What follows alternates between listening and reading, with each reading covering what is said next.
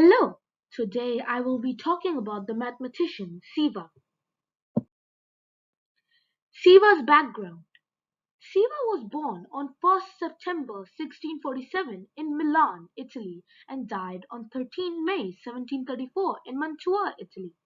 Ceva studied with Jesuits, which is a male Catholic religious order, and eventually became a professor in a Jesuit college. He was an Italian mathematician. However, he was also a physicist and a hydraulics engineer. He made two books and is most famous for his theorem, a theorem about triangles in Euclidean plane geometry.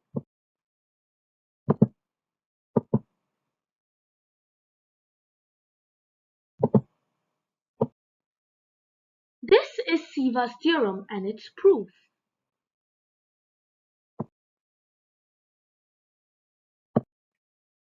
Ceva's theorem is a geometrical theorem that relates the lengths of three cevians that intersect at a point inside a triangle.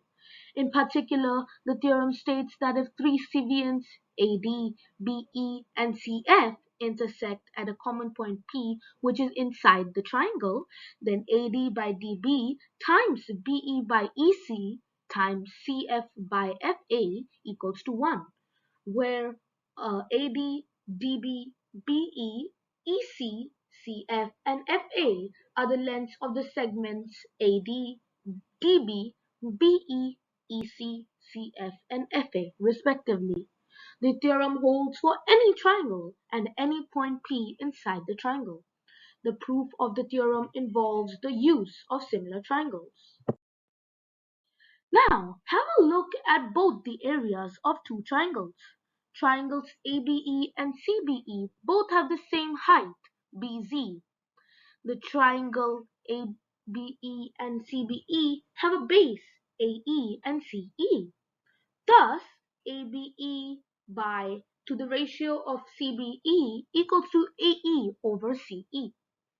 Now, if we let the smaller triangle APE and CPE as given above in the previous slide, um, we can it can now be written as APE to the ratio of CPE equals to AE over CE. Now, if we look at the triangles APB and CBB, and on considering their areas, we get as area of triangle APB equals to area of triangle ABE minus area of triangle APE, and area of triangle BPC equals to area of triangle CBE minus area of triangle CPE. Thus, we prove that ABE to the ratio of CBE equals to AE over CE, and APE to the ratio of CPE equals to AE over CE as well. Therefore, triangle ABP to the ratio of triangle CBP equals to ABP over BPC, which equals to AE over CE.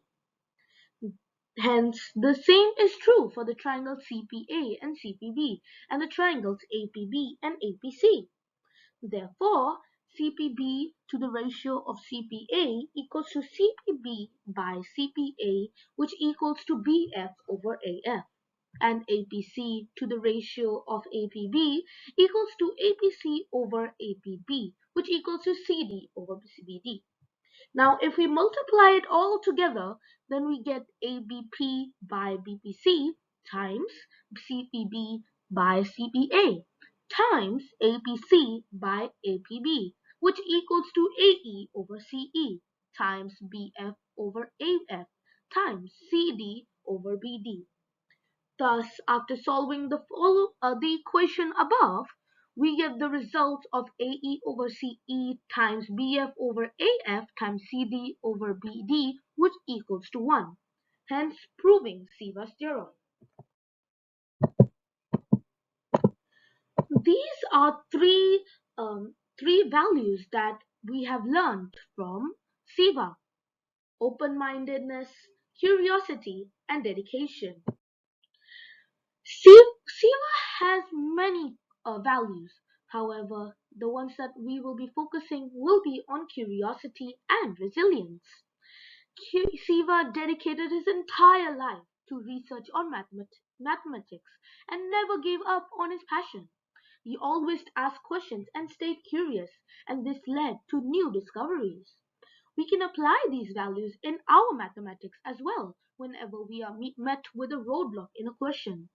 We should continue trying using various methods. If we are still unable to find a solution, we should seek help from our peers and teachers. With a hint or a solution, we can understand the question and ensure to not make the same error again. We should be curious and open minded to learn various types of questions and learn alternative solutions too. In mathematics, one must stay curious and learn to forge ahead.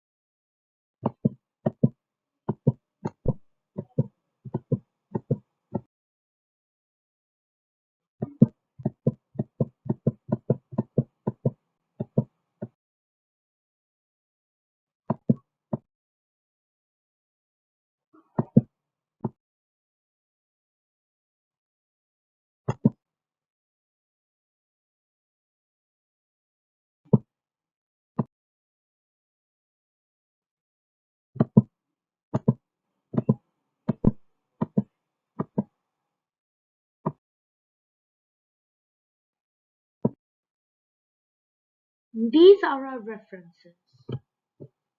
Thank you.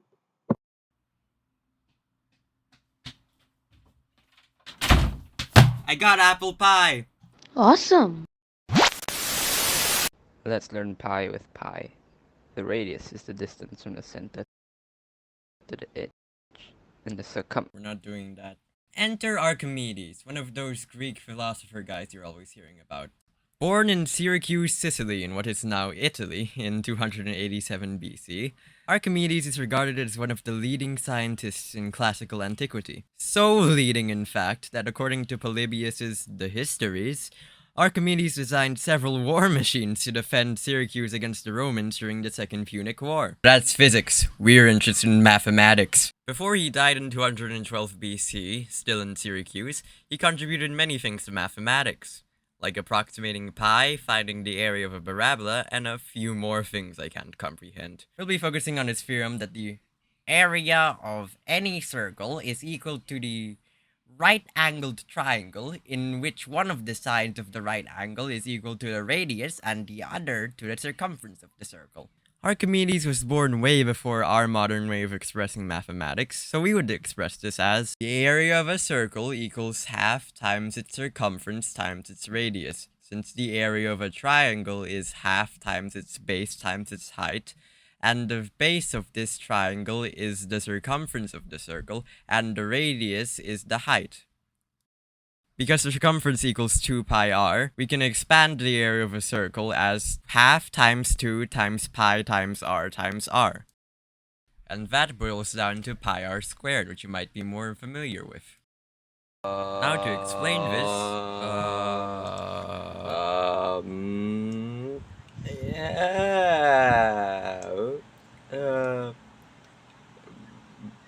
Loop and clean.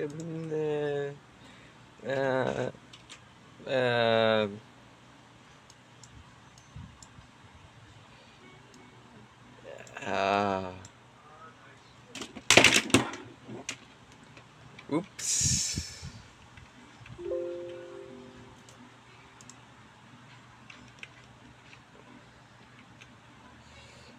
Yep.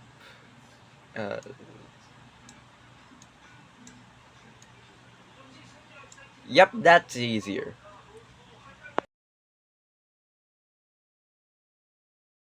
imagine that you cut a circle into pieces and try to arrange them into a rectangle.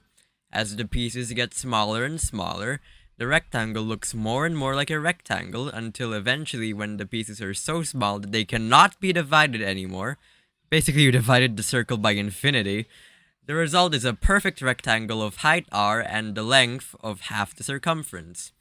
Actually, this is kinda the basis of integral calculus, but we won't get into that because I don't know. Sorry. How can we prove this? Well, Archimedes used a method like this, which I'll just show on the screen now. Thank goodness for plagiarism, and also laziness. From this, we can learn that Archimedes wasn't afraid to get out of his comfort zone. He divided a circle by infinity. In general, Greeks didn't really like infinity. For example, a guy named Zeno of Elea wrote a little tale that goes something like this.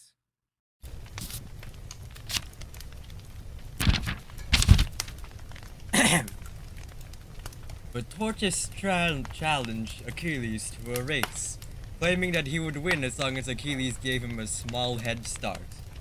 Achilles laughed at this, for of course he was a mighty warrior and swift of foot, whereas the tortoise was heavy and slow. "How big of a head start do you need?" he asked the tortoise with a smile. 10 meters, the latter replied. Achilles laughed louder than ever. "Surely you will lose, my friend, in that case," he told the tortoise. "But let us race if you wish it." "On the contrary," said the tortoise, "I will win, and I can prove to you it by a simple argument." "Go on then," Achilles replied, with less confidence than he felt before. He knew he was the superior athlete, but he also knew the tortoise had the sharper wits, and he had lost many a bewildering argument with him before this.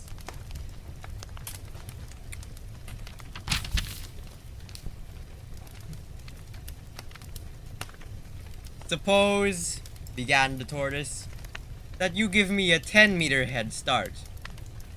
Would you say you could cover that 10 meters between us very quickly?"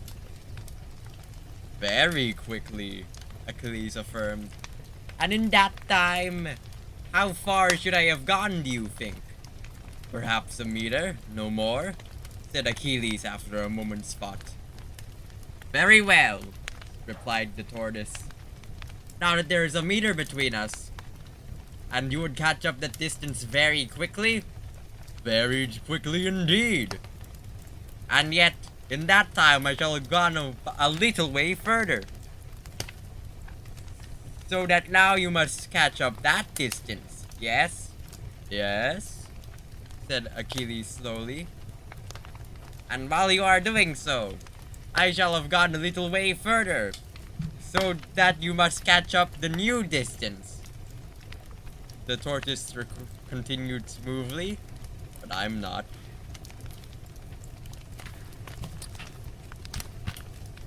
Achilles said nothing. "And so you see, in each moment you must be catching up the distance between us, and yet I, at the same time, will be adding a new distance, however small, for you to catch up again." "Indeed, it must be so," said Achilles warily. "And so you can never catch up," Tortoise concluded sympathetically. You are right as always," said Achilles sadly, and conceded the race. "So, you young whippersnappers, don't be afraid to do whatever, learn calculus, or however your heart desires, yeah!" We can also learn that Archimedes dabbled in a little bit of everything, from physics to mathematics to war machines! So you shouldn't limit yourself to one thing just because you feel like you need to do it the most and get stuck. Look everywhere your curiosity tells you to, and you might just find the insight you need. Doesn't just apply to mathematics, you know. And now, thanks to Archimedes, we knew the area of a Python, the area of the Roman Colosseum, how far Sierra Leone is from being a perfect circle, and the area of a theoretical circle with the diameter of the Earth, because the area of a sphere is not under my jurisdiction.